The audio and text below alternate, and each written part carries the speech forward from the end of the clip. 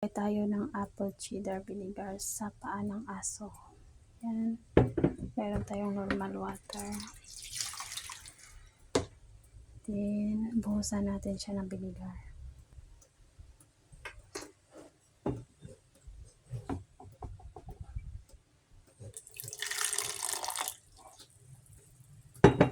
Yung ganyan na siya kakunti. Or dagdagan natin.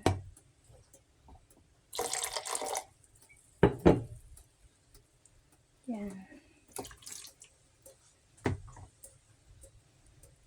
Mag-add tayo ng hot water.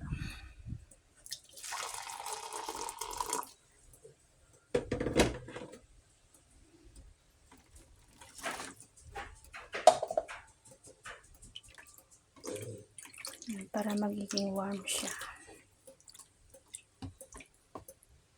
Okay. Ilagay natin yung ating aso. Ayan, nasok na po natin yung paa niya. Ayan, para po sa bacteria ng kanyang paa, good for 5 minutes. Yung parang i-wash-wash natin siya. Gusto nyo din damihan yung tubig, damihan nyo siya. Or pwede din na isabay nyo sa kanyang pagligo. Ayan. 5 minutes lang siya. Pero wag nyo na siyang banlawan. Ililib nyo yung water niya dyan. Ayan. Mamaya after 5 minutes ay i-dry natin siya gamit yung towel niya. Ganyan lang.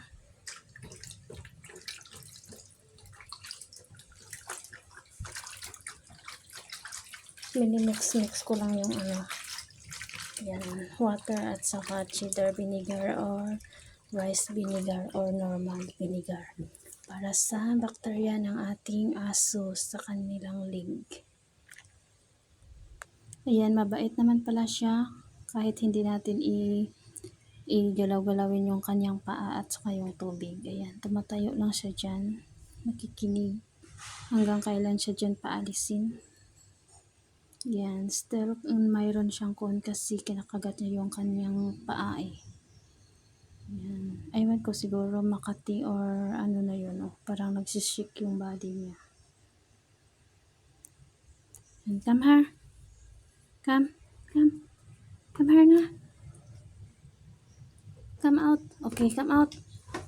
Yan, come out na din siya, diba?